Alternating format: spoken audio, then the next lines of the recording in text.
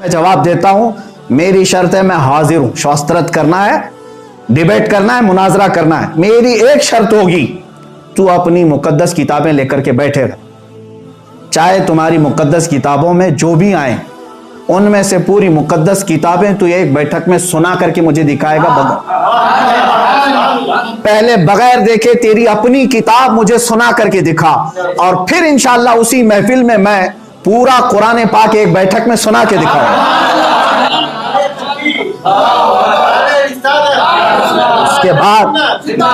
उसके बाद तुम्हारा शास्त्रत का ये सिलसिला शुरू होगा।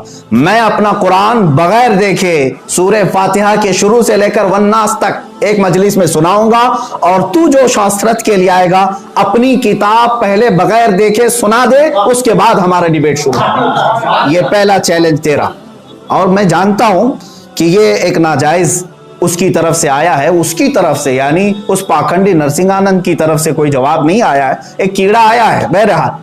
और वो डिबेट की बात करें छोटे से बच्चे से, खैर मैंने चैलेंज कबूल कर लिया है। तारीख दे दे और मेरी ये शर्त कबूल करके आ जा। मैं मेरी किताब सुनाने के लिए नहीं कह रहा हूं, तेरी अपनी किताब पूरी बगैर देखे तू सुना। दूसरी बात, अग्नि परीक्षा के लिए, अग्नि परीक्षा देने की बात तू कर रहा है। आखिर में ये कीड़ा कहता है चुचुंदर कि हमारा एक सन्यासी आएगा, हमारा एक सन्यासी आएगा। क्यों? नरसिंहानंद की क्या धोती गीली हो चुकी है? वो क्यों नहीं एक्सेप्ट कर रहा है? कोई सन्यासी आएगा तो क्या वो अपनी मंदिर में बैठ करके जो भौंकता है उसको क्या? अच्छा, मैं ये बात ये भी कहूंगा, ये जो चिचुंदर आया है बड़ी हिम्मत से, तू आ तो गया 5 दिन के बाद, जरा और हिम्मत कर ले और तेरे बाप को मना करके मैदान में ले आ जा। तेरे बाप नरसिंहानंद को मना करके लेके आ जा। मैं तमाम सुन्नी मुसलमानों से कहूंगा, उसके फैलाए हुए ये तमाम फरेब को हरगिज हरगिज आप धोखे में मत लेना। अच्छा, तीसरी एक बात, इसने चैलेंज एक्सेप्ट करने के बारे में बार बार ये कहा है, दिल्ली पहुंचेंगे, रामलीला पहुंचेंगे, रामनवमी के दिन पहुंचेंगे। अब ये तो बात सारे लोगों को, हिंदुस्तान के देशवासियों को सबको मालूम, रामलीला में रामनवमी के दिन होता क्या है?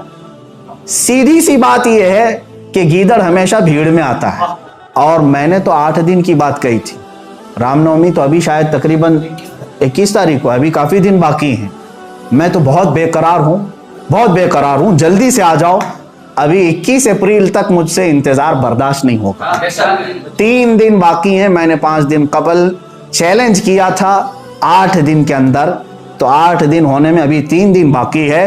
3 ही दिन के अंदर आ जा, या तो फिर उसी को वीडियो में आकर के कहने के लिए कह दे कि मैं एक्सेप्ट करता हूं, रामलीला मैदान में आऊंगा 3 दिन के अंदर। सिर्फ 3 दिन के अंदर वो एक्सेप्ट करे। और रही बात, आग भी तुम्हारी होगी, सब आग तुम्हारी होगी। जिसकी तुम परसों से पूजा करते आए वही आग लेकर के आओ।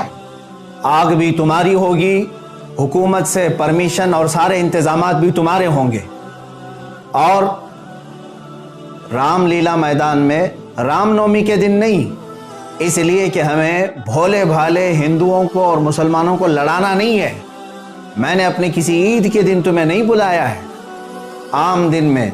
हाँ, एक बात याद रखना, ये अगर मुबाहला होगा तो परमिशन के साथ पुलिस अधिकारी भी होंगे, सरकारी अफसरान भी होंगे, न्यूज़ चैनल के सारे मीडिया के एंकर्स भी होंगे, और इंशाअल्लाह अज़ीज़ हमारे उलमाए अहले सुन्नत व जमात और सूफिया और मशाइख की एक बड़ी जमात भी होगी इंशाअल्लाह। तुम क्या समझते हो जुमलेबाजी करते हैं हम?